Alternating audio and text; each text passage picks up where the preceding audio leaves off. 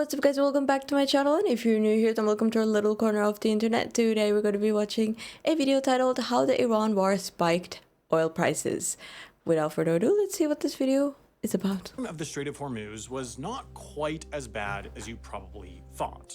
It is true that, in retaliation for the US and Israel strikes on Iran, the country's SEPA Navy broadcast the following message over VHF marine radio. From now on, all navigating through the Strait of Hormuz is forbidden. No ship in every type is not allowed to pass from the Strait of Hormuz till next notice. To back up that declaration, the Iran Revolutionary Guard Corps attacked vessels that dared try to transit the waterway with missiles and drones, sending a clear message to others, grinding traffic to a halt.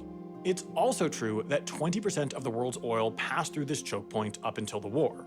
But global oil production in March 2026 actually only shrunk I thought it was more than 20%. about 8%.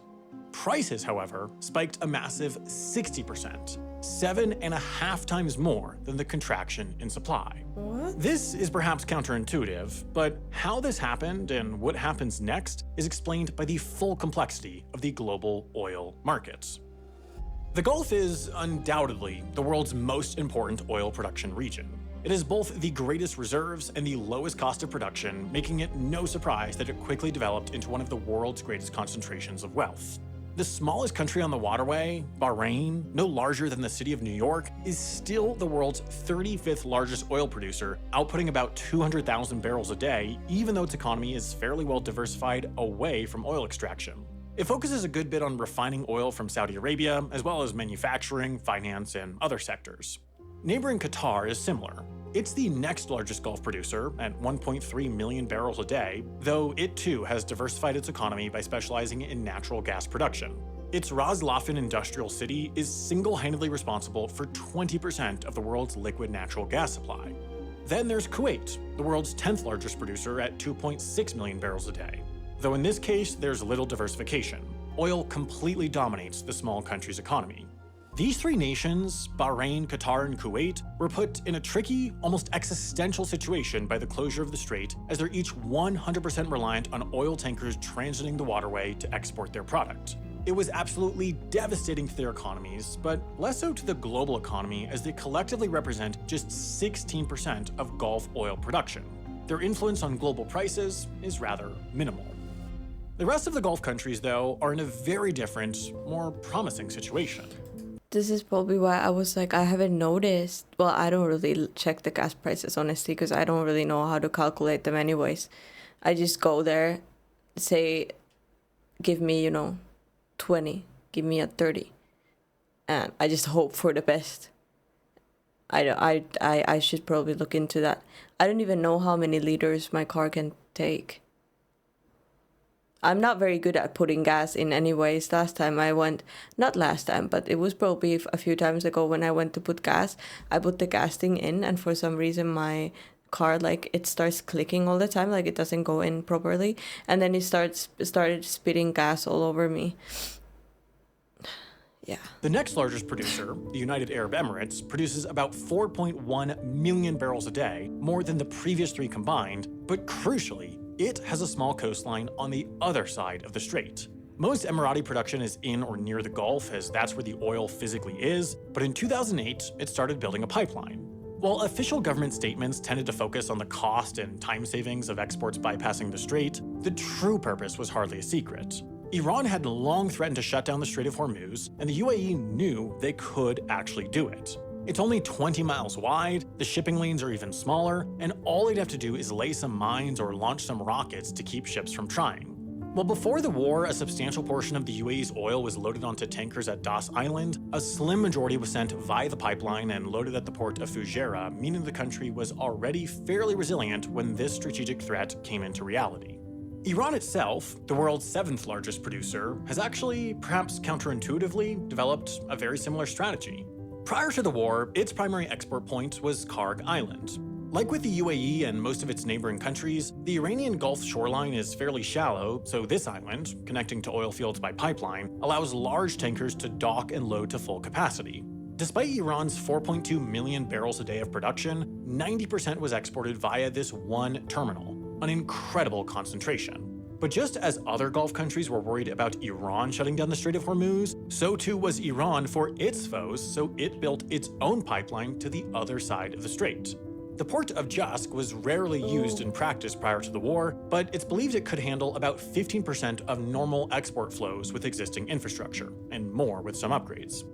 Iraq, however, is in a slightly different situation. Its Gulf coastline is tiny. It uses offshore platforms to load tankers that carry the vast majority of its oil, but unlike the UAE and Iran, it has no other coastline beyond the strait. Instead, it has a pipeline to a port in Turkey, and on paper, this is hugely strategically significant, perhaps even more so than the UAE and Iran's pipelines. Not only does this bypass the Strait of Hormuz, but also the Suez Canal, which itself has been a spotty trade route in recent years due to attacks on ships by Houthis in Yemen. In practice, though, Iraq's pipeline is itself fickle thanks to the country's tenuous politics.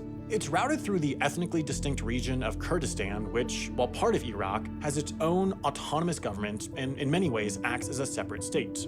Kurdistan's government constantly quarrels with Baghdad over whether it has the right to export oil independently and uses the pipeline as leverage, meaning the political winds of the moment dictate whether this pipeline actually works in practice. Over recent years, it's predominantly been in a non-operative state, but this shifted in response to the Strait of Hormuz closure with an agreement made between Baghdad, Kurdistan, and Turkey a few weeks into the war.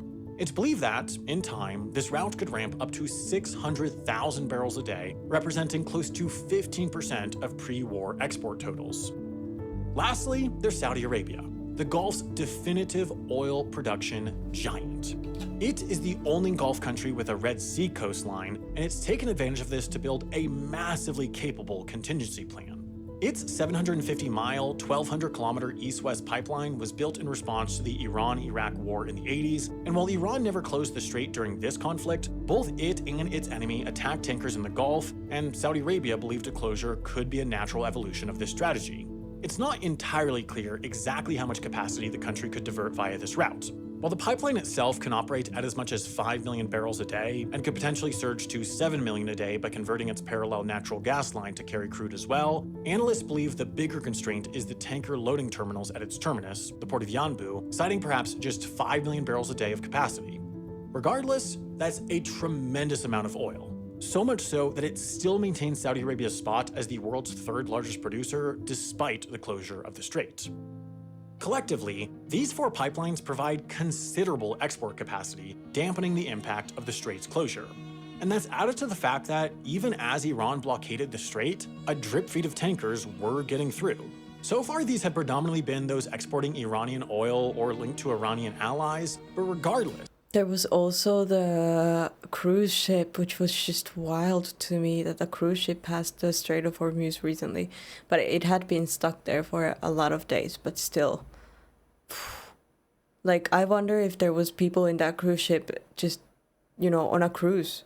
I mean, I would take any other route than the Strait of Hormuz if I was vacationing and this happened. Considering oil is a global market, the supply these carry provides downward pressure on global oil prices. While the supply shock certainly has been bad, when you add these all together, it's potentially smaller than what the headlines might imply. So why does an 8% contraction in supply lead to a 60% jump in price? Well, there's a concept in economics called elasticity of demand. Effectively, it's the relationship between price and demand. For example, breakfast cereal is typically a fairly elastic product. Considering buying one particular brand is not necessary, it's just a preference, the price charged influences people's decision-making a good bit, at least on average. True, but once you find that perfect breakfast cereal, there's no going back, okay? Mine, granola with little pieces of chocolate. It's really good. It feels healthy. It's not healthy, but it feels healthy. And it hits different. Academic research has shown its average and it stays crunchy. Elasticity of demand is -3, meaning a 10% increase in prices will lead to a 30% drop in demand. Consumers will just buy another brand or switch to something else for breakfast. There are plenty of substitutes. This also works in the inverse. If there's too much demand for a particular brand of cereal, more than can be manufactured, then the brand knows that they can raise prices 10% for every 30% drop in demand they want to induce, thereby allowing them to optimize revenue. This concept also applies to the oil market. In March, there was about an 8% contraction in supply, so prices rose to get rid of a corresponding amount of demand. The problem, though, is that oil is an incredibly inelastic product. Unlike breakfast cereal, there's really no immediate substitute for oil. Internal combustion vehicles just simply need oil to run. And the way vehicles are used is hard to change too. Among personal vehicles, for example, 3/4 of driving in the US is for non-discretionary journeys like commuting, buying groceries, dropping kids off at school, etc. And even among discretionary trips, heading out to eat, driving to the gym, going on a weekend road trip, people mostly won't let gas price increases dissuade them from doing what they want to do. Even if people learn to cut back on driving or switch to public transport, personal vehicles only account for about 1/4 of global oil use. The rest is commercial, and a trucking company certainly isn't going to stop trucking because oil prices are up. They'll charge more, which might reduce demand eventually, but not in the short term. Long-term elasticity of demand is different. People will eventually buy EVs, shorten their commute, and make other choices that reduce oil use. But in the short term, academic research looking at historical precedent suggests oil has an elasticity of demand of around -0.1. The opening weeks of the war in Iran largely, but don't entirely mesh with this. Its 8% contraction in supply and 60% price increase implies a -0.13 elasticity of demand, and while that's close to what theory suggests, it's not quite there. Anecdotally, experts have backed up this view. Even the CEO of Exxon has effectively said he thinks prices are lower than where they should be. But how can a market underreact? Well, this market is not perfect. It has subjective, fallible actors of incredible influence, otherwise known as commodity traders. This finance sector makes its money by betting on what oil prices will do in the future, and through that, are one of the largest artificial influences on how oil prices move today. Through a combination of Apart from oil prices, this looks so pretty. But it looks like this doesn't belong here, you know? today. Through a combination of physical oil purchases and financial instruments like futures contracts, they move the market ahead of the supply and demand induced moves. For example, if they believe supply will imminently contract and therefore prices will rise, they'll all rush to buy physical oil, store it for a moment, contracting short-term supply and raising prices. So of course, when done at scale, this becomes a self-fulfilling prophecy where what commodity traders are really betting on, at least in the short term, is what other commodity traders will do. The effect this has on the market is that the day-to-day movements follow a mix of narrative and reality. If a large consensus of traders believe oil prices will rise, then oil prices will generally rise. If they believe they'll fall, they'll fall. And this helps explain this. In the opening days of the conflict in Iran, the market's reaction to the closure of the single largest oil choke point in the world was rather muted. The US and Israeli strikes started in the early hours of Saturday, February 28th, meaning traders had 2 whole days when the market was closed to reflect on its implications, and yet following a full day of trading on Monday, prices had only risen a fairly modest 6%. Tuesday's rise was less than 5%, then Wednesday the market was effectively flat, even as insurers were canceling policies and more reports were coming in of drone strikes on ships in the Gulf. What was happening was that, as they always are, commodity traders' decisions were being influenced by narrative. Among them, there was a widespread belief in the opening days of the war that it would be a limited, short-term conflict. After all, the second sentence of President Trump's initial statement about the strikes read, quote, "Our objective is to defend the American people by eliminating imminent threats from the Iranian regime," which implies a limited military operation. Despite the frequent disconnect between what this administration says and does, traders took these statements at face value, seemingly based on precedent. Whether it was the operation in Venezuela to capture Nicolas Maduro, the strikes on ISIS targets in Syria in response to the killing of 2 US service members, or the June 2025 operation in Iran itself where the US dropped bunker buster bombs to supposedly obliterate Iranian nuclear assets, the Trump administration had so far kept the scope of its military campaigns limited. After all, wars tend to be politically unpopular, and Trump campaign messaging included accusations that his opponent would start a war in Iran, implying reluctance to let the conflict escalate. So traders took the administration at their word, but then reality happened. You see, as soon as Tehran started firing missiles and drones across the Middle East, all the world's major marine insurance companies almost simultaneously published letters like this. This is a cancellation notice for this insurer's war risk insurance. The value of a very... Wait. Notice of cancellation for war risks. Hereby notified that the cover against war risks as defined and as afforded under the following insurance covers. So, but insurance for what?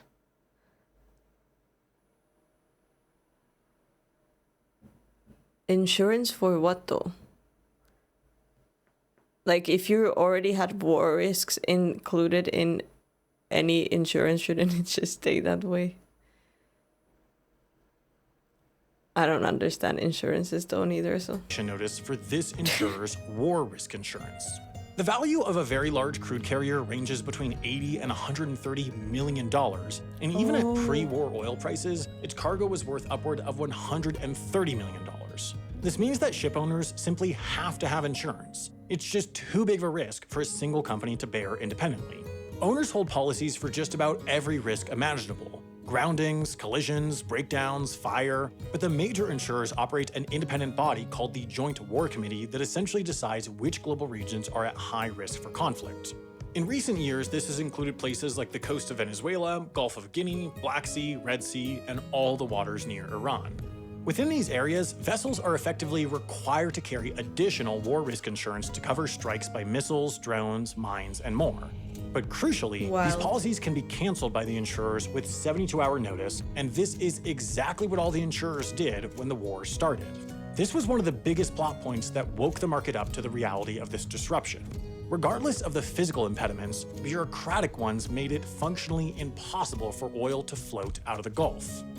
As days turned into weeks, some insurers started writing policies again, but if anything, these gave the oil market more reason for concern as the costs of war risk insurance had gone up more than tenfold. Often, I understand that, the oil market can't just stop abruptly, but I just think it's so crazy that people work in this industry and have to work in these conditions, and, most likely the people who own the company are not the ones on the boat. I would not be able to send anyone out. I could not take that away on me. It's such a dangerous job to have, especially at this time and in that region, that I just find it mind-boggling that there's still ships going through there. Often selling for around 3% of the ship's value per journey, rather than the 0.1 to 0.25% in the weeks leading up to the war. This makes for a massive additional cost that is unlikely to subside soon, since hypothetical threats turned into reality. That's to say, due to this and other changes, progressively through March, the intractability of the disruption to global oil flows came into focus, and the market responded accordingly. Even as diversion routes ramped up in the second half of March and the contraction in supply shrunk smaller, oil prices continued to hover near $100 a barrel.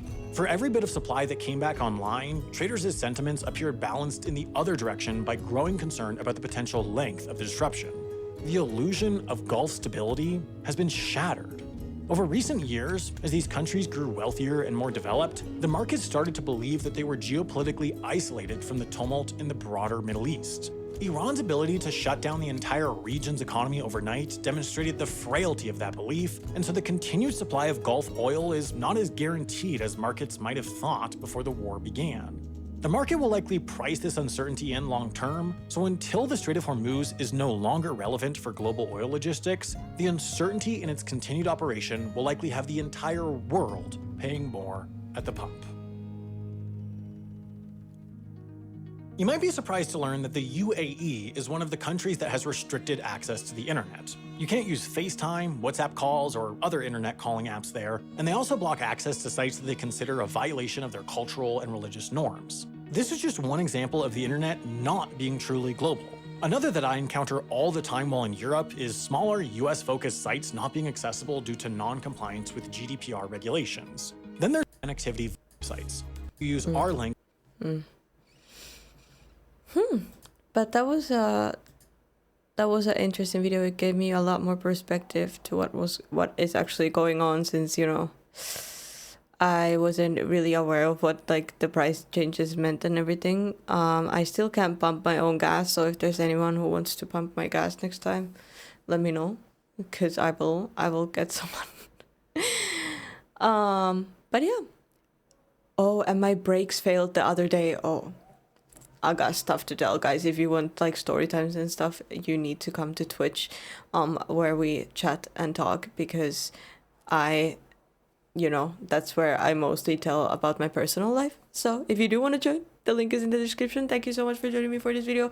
Really hope you liked it. Please leave a like, subscribe if you haven't yet, and I'll see you guys in the next video. Bye!